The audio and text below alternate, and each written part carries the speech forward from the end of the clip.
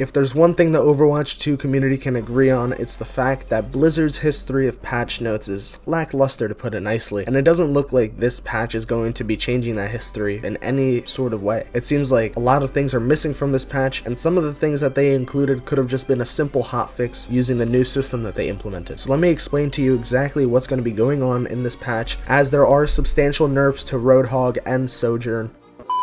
99% of you watching this video aren't subscribed, so go down and click that button. Alright, back to the video. The first change is for Orisa, and albeit a small change, it's still a slight nerf, but it's not going to affect her in the slightest. They're changing the Fortify health bonus. They're reducing it from 125 health to 75 health. Orisa's still going to be a broken tank. She's still going to be the best tank, especially after these Roadhog changes. Now, this is what everyone has been waiting for, the Roadhog changes. Some people were saying he's going to get a rework. Some people are saying he's going to get nerfed into the ground, and in reality this is a big change because they're basically getting rid of his one shot, especially for full health heroes. So if you look at this, the first thing that they're changing, the main thing people were complaining about, was the chain hook. The impact damage has been reduced from 30 damage to 5. In addition to that, the final position distance from Roadhog after being pulled was increased from 3 to 4 meters. So the way the one shot used to work in the past was you would hook them and walk forward to close that distance, and then you would primary fire melee and that would complete the one shot. Now they're increasing the distance so you're less likely to hit all of your pellets, but in addition they're changing the scrap gun because the damage per pellet has been reduced from 6.6 damage to 6 damage. The recovery time, however, between each shot has been reduced from 0.85 to 0.8 seconds. You're not really going to feel it. Maybe in a team fight you're going to be able to get more shots, but you yourself won't be able to feel this change. Now the reload time has been reduced from 2 to 1.75 seconds, as the reduction in damage, they're giving him a faster reload time, a faster recovery time in order to be able to get through all of his ammo. And the maximum ammo has been increased from 5 to 6. And the comments that the developers are saying is these changes aim to reduce the frustrations of dying in a one shot immediately after being hooked and pulled by Roadhog. Chain hook is still a powerful utility and forcibly repositions enemy players, so it will often lead to eliminations. Its effectiveness will now be more dependent on specific hero matchups and how the hook target is able to respond. Now this is a big thing because they reduced his overall damage, even though they did give him more ammo, more reload, less reload time, but the chain hook was the main thing that was keeping Roadhog at that sort of S tier level, keeping him at the very top of the meta, and with this it's going to dramatically decrease, and Orisa is going to be the crown jewel of the tank position. Now going over to the damage category, there's only one hero that they're changing in the DPS category, and that is of course Sojourn, the #1 complaint since Overwatch 2's released, as she's been meta in Season 1 and throughout all of Season 2, and this is a pretty substantial nerf specifically towards her railgun, because they effectively got rid of her AoE ability slow. That's the main thing people were complaining about, that they were slowed and easy to get caught out. They reduced that, now she doesn't have a slow on it, now they're changing the way her railgun works. So energy is no longer gained based on the damage done by the primary fire. Each primary fire hit against an enemy now grants 5 energy. So you used to be able to crit strike, headshot people, and it would give you more energy. I think it was 10 energy, and now it only gives you 5 flat regardless. They're also reducing her primary fire damage per projectile from 10 to 9. They buffed this earlier. It wasn't really a necessary buff, so it's good to see it go back. And what they say about the railgun energy gain is the energy gain adjustment will help smooth out Sojourn's average railgun charge time because it won't benefit as much from critical damage or damage boost abilities. Hitting armor targets or other sources of damage reduction will result in a quicker energy gain than before. So when it says this, it seems like she's going to be dealing more damage to armor targets or blocking targets. So like Ramacha with his block ability, she's going to be able to gain her charge a lot quicker. So in the past, she was able to gain a lot of charge off of tanks, and it looks like they're still trying to keep that idea where she can get that damage off the tanks as they have these damage reduction abilities and still able to get that one shot off. This is still a pretty significant nerf, and it's definitely going to affect Sojourn's play rate, because